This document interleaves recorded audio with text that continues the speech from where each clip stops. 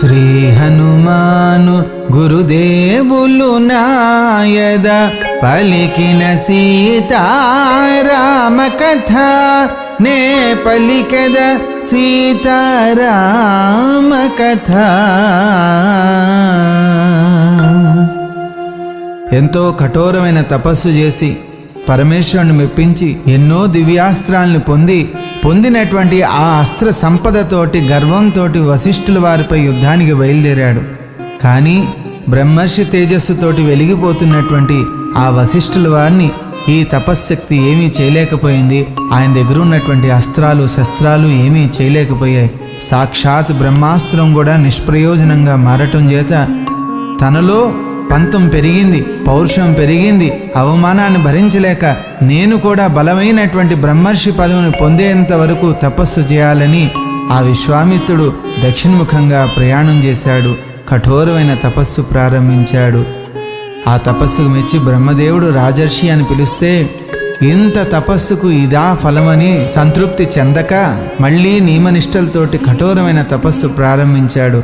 అదే సమయంలో వశిష్ఠుల వారి చేత శాపాన్ని పొందినటువంటి త్రిశంకుడు విశ్వామిత్రుడి దగ్గరికి చేరాడు. తన కోరికను తెలియజేయగానే వెంటనే తన కోరికను తీరుస్తానని వశిష్ఠుల వారి మీద ఉన్న కోపం చేత విశ్వామిత్రుడు తాను పొందిన తపశ్శక్తినంతా ధారబోసి త్రిశంక స్వర్గాన్ని సృష్టించాడు. ఆ రకంగా తన తపశ్శక్తినంతా పోగొట్టుకున్నాడు. చింతించి తాను చేసిన తప్పు తెలుసుకుని ఇంకా అక్కడ ప్రశాంతత లేదని పశ్చిమముఖంగా బయలుదేరాడు. ఫలమూలాలే ఆహారంగా స్వీకరిస్తూ కఠోరమైనటువంటి తపస్సును ప్రారంభించాడు. ఒకరోజు తన ఆశ్రమం వద్ద మేనకను చూశాడు. మాయలో పడ్డాడు. తపస్సును మరిచాడు. ఏం చేశాడు, ఏం పోగొట్టుకున్నాడో చాలా కాలం తర్వాత తెలుసుకున్నాడు. మళ్ళీ చింతిస్తూ తపస్సును ఏ రకంగా ప్రారంభించాడో తెలుసుకుందాం. శ్రీ హనుమాను గురుదేవులు నాయద పలికిన సీతారామ కథ నే పలికద సీతారామ కథ. ఒక రోజున పుష్కర తీర్థమున మేనక స్నానము చేయు సమయమున ఒక రోజున పుష్కర తీర్థమున మేనక స్నానము చేయు సమయమున విద్యుల్లత వలె మెరయుచుండిన ఆమెను గని ముని ముగ్ధుడాయను. విద్యుల్లత వలె మెరయుచుండిన ఆమెను గని ముని ముగ్ధుడాయను.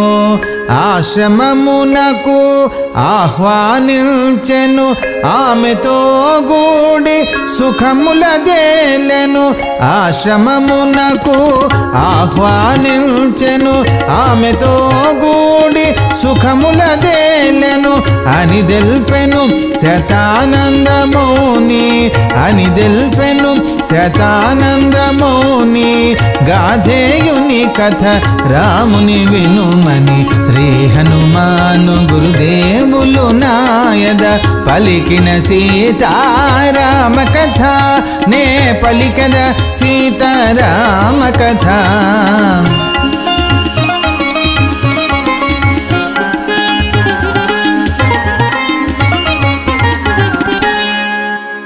పది వర్షములక అహోరాత్రముగా కామక్రీడలతో కాలము గడుపగా. 10 వర్షములొక అహోరాత్రముగా కామక్రీడలతో కాలము గడుపగా. గాధేయుడు కడకు కన్నులు తెరచి చేసిన పనికి కడు చింతించి. గాధేయుడు కడకు కన్నులు తెరచి చేసిన పనికి కడు చింతించి. అది అంతయు సురల పన్నాగమని పంపివేసే అందుండి మేనకను అది ఎంతయు సురల పన్నాగమని పంపివేసే అందుండి మేనకను అని దెల్పెను శతానందమౌని అని దెల్పెను శతానందమౌని గాధేయుని కథ రాముని వినుమని శ్రీ హనుమాను గురుదేవులు నాయద పలికిన సీతారామ కథ నే పలికద సీతారామ కథ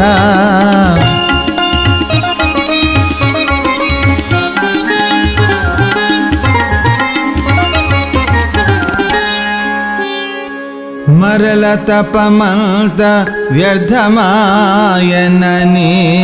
గాధేయుడు అందుండి వెడలెను మరల తపమంత వ్యర్థమాయనని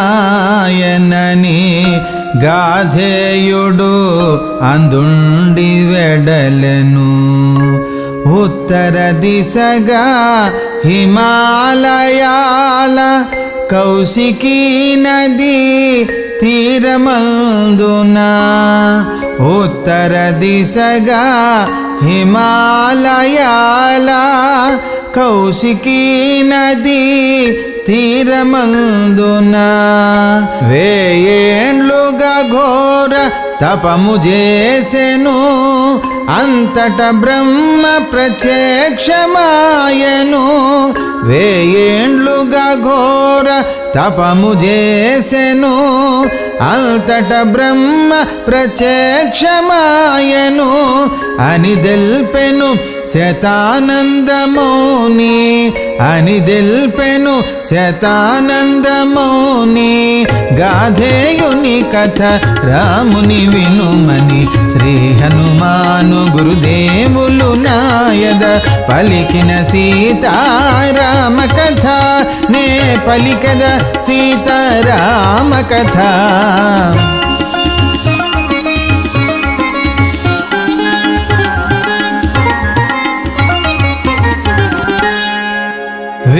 విశ్వామిత్రుని బ్రహ్మ మెచ్చుకొని దీవించెను మహర్షివైతివని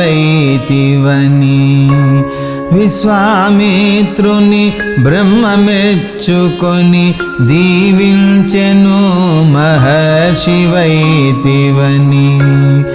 ఇంత తపమునకు ఇది ఆ ఫలమని చింతించెను విశ్వామిత్రమౌని ఇంత తపమునకు ఇది ఆ ఫలమని చింతించెను విశ్వామిత్రమౌని బ్రహ్మర్షి పదవి పొందువరకును తపము వీడనని దీక్షబూనెను బ్రహ్మర్షి పదవి పొందువరకును తపము వీడనని దీక్షబూనెను అని దెల్పెను శతానందమౌని అని దెల్పెను శతానందమౌని గాధేయుని కథ రాముని వినుమని శ్రీ హనుమాను గురుదేవులు నాయద పలికిన సీతారామ కథ నే పలికద సీతారామ కథ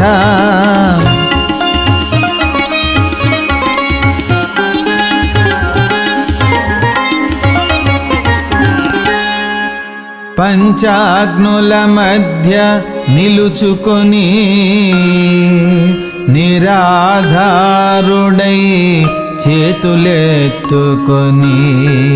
పంచాగ్నుల మధ్య నిలుచుకొని నిరాధారుడై చేతులెత్తుకొని 1000 వర్షములు దీక్షాపరుడై వాయుభక్షకుడై అచంచలుడై 1000 వర్షములు దీక్షాపరుడై వాయుభక్షకుడై అచంచలుడై ఎండకు వానకు చలికి వెరవక గాధేయుడు ఘోర తపము చేసెను.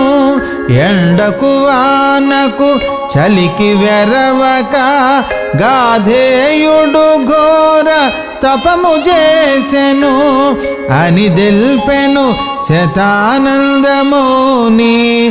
అని దెల్పెను శతానందముని. గాధేయుని కథ రాముని వినుమని శ్రీ హనుమాను గురుదేవులు నాయద పలికిన సీతారామ కథ నే పలికద సీతారామ కథ.